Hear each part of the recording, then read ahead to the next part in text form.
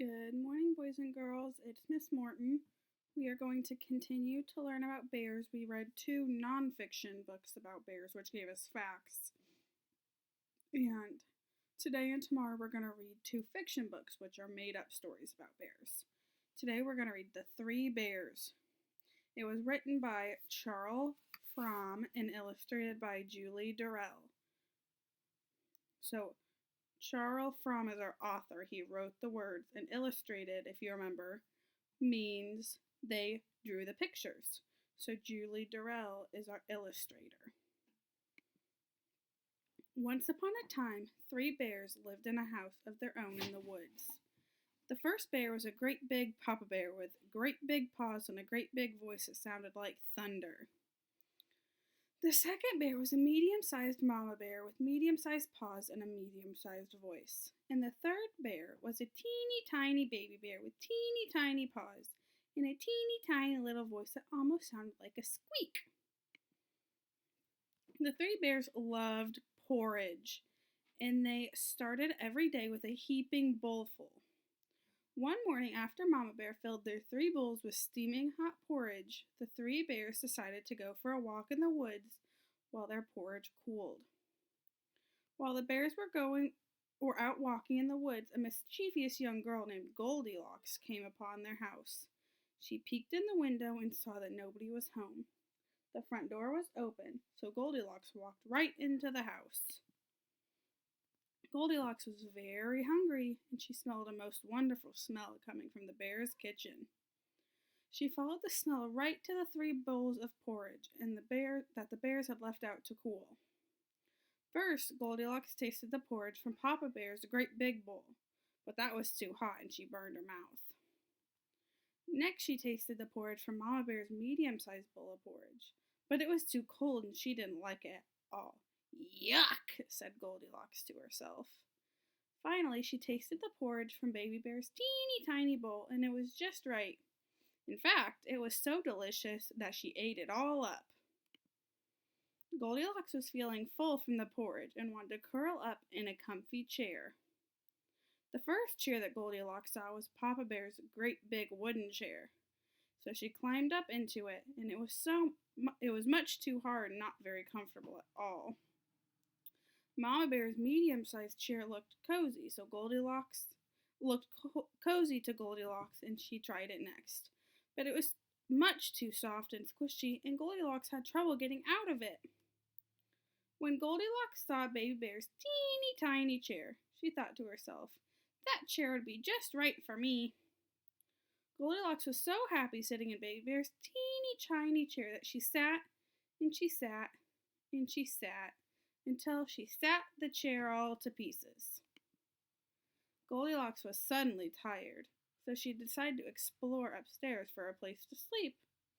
At the top of the stairs, Goldilocks found the bear's bedroom. Inside the bedroom, she saw three beds neatly lined up. Seeing the beds made Goldilocks feel very, very sleepy. Papa Bear's great big bed was the closest, so Goldilocks climbed onto it, but it was too hard and too high off the ground for little Goldilocks.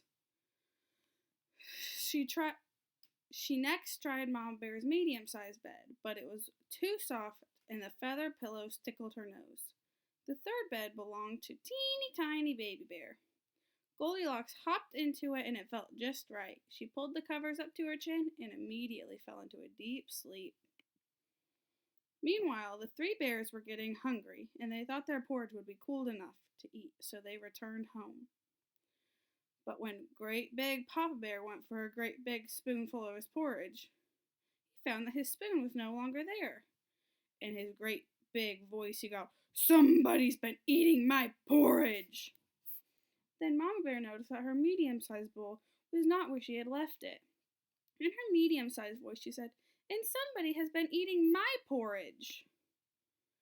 Teeny tiny Baby Bear scurried up to his little bowl. Then when he found it empty, he squeaked in his teeny tiny voice, "Somebody has been eating my porridge, and they've eaten it all up."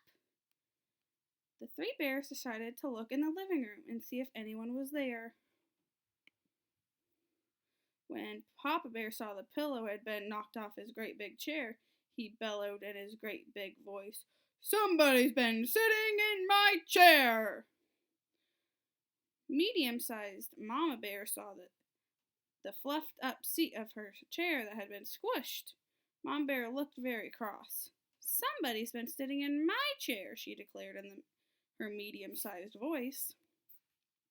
Baby Bear scampered to his chair as fast as his teeny tiny legs would carry him. He was very upset when he saw his poor little chair in pieces. In a voice somewhere between a squeak and a squeal, Baby Bear said, "Somebody has been sitting in my chair, and they sat it into tiny pieces." The Bear family was sure that somebody had been in their home. They decided to look upstairs. Papa Bear looked at his great big bed and saw that his blanket was all rumpled and crumpled. In his great big voice, he boomed, "Somebody has been sleeping in my bed!" When Mama Bear looked at her bed, she saw that her big fluffy pillow had all been squished flat. In her medium-sized voice, she grumbled, "Somebody's been sleeping in my bed!" Now Baby Bear's blanket was still smooth, and his pillow was still in place, but "Somebody's been sleeping in my bed," said Baby Bear in his loudest little voice, "and she's still there!" Goldilocks had slept through Mama and Papa's voices as she had heard them in a dream, but when she heard Baby Bear's shrill little voice, she woke up and saw the three bears all looking down at her. Well, those bears gave Goldilocks such a fright that she leapt right out of bed. She ran down the stairs and out of the house as quickly as her legs could carry her. After that morning, the three bears never saw Goldilocks again. Each day they ate their porridge for breakfast and they lived happily ever after. Alright, so that's the end of our book. I want to ask you a couple questions. Who was our main character in our story? Who was our story all about? The Three Bears, right? The title of our book is called The Three Bears. So our story is all about the three bears. Who else was a character in our story? Goldilocks, you're right. Where was the setting of the story? Where did our story take place? In the bear's house, you're right.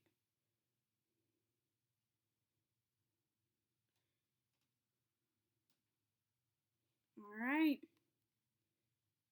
That's the end of our story. Thank you for listening.